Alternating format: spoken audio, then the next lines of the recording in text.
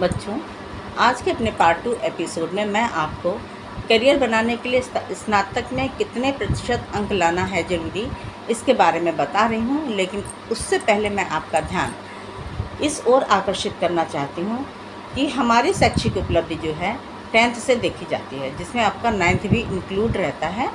और इसमें जो हमारी शैक्षिक उपलब्धि है वो 70 to 90% रहती है।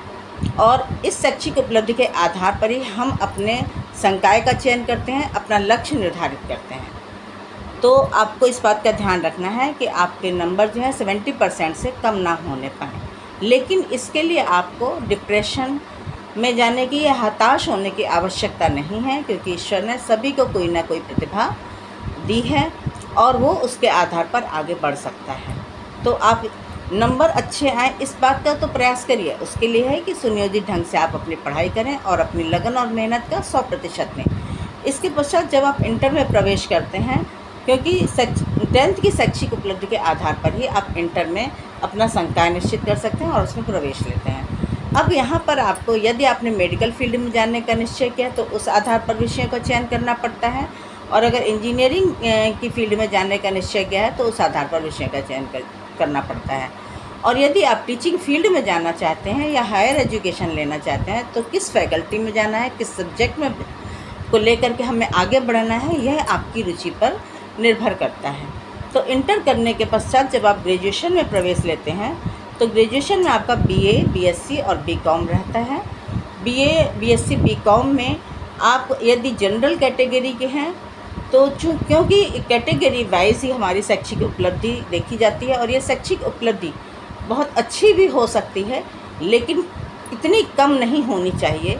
इस बात की जानकारी मैं अवश्य आपको दूंगी, क्योंकि कैटेगरी वाइज ही डिवाइड होता है। और अच्छी शैक्षिक उपलब्धि हमारी छात्रवृत्ति में भी सहायता करती है। सरकार ने ऐसी कई योजनाएं चलाई हैं जो गरीब बच्चे हैं जिनकी आर्थिक स्थिति ऐसी नहीं है कि वो आगे पढ़ाई कर सकें, लेकिन यदि वो मेधावी हैं तो सरकार उन्हें छात्रवृत्ति प्रदान करती है।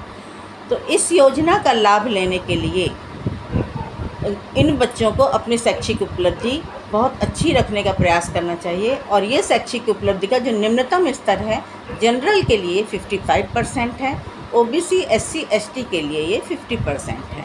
तो इस बात का ज़रूर ध्यान रखना है कि जब हम ग्रेजुएशन कर रहे हों तो हमारी शैक्षिक उपलब्धि 55 से किसी भी हाल में कम ना होने पाए, या 50% से कम ना होने पाए। और कम क्यों हो, आप इससे अधिक अच्छी लाने का प्रयास करिए।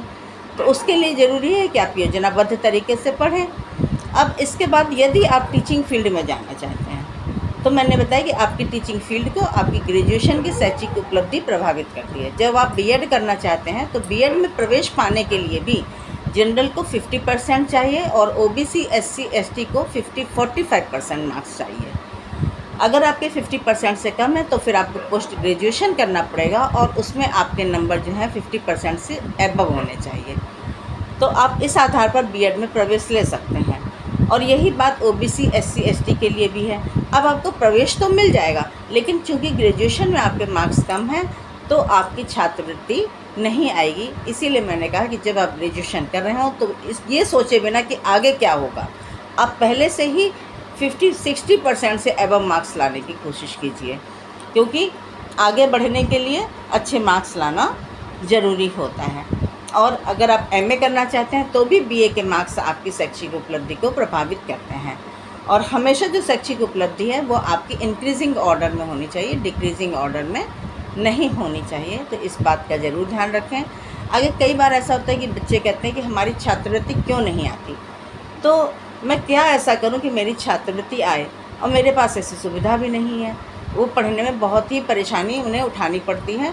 तो मैं अपने अगले एपिसोड में आपको छात्रवृत्ति में के लिए किन किन बातों का ध्यान रखना चाहिए इसके बारे में आपको बताऊंगी। आपको ये जो है जानकारी अच्छी लगी हो तो लाइक और सब्सक्राइब अवश्य कर दें, ताकि आपको आगे ऐसी महत्वपूर्ण जानकारी मिलती रहे।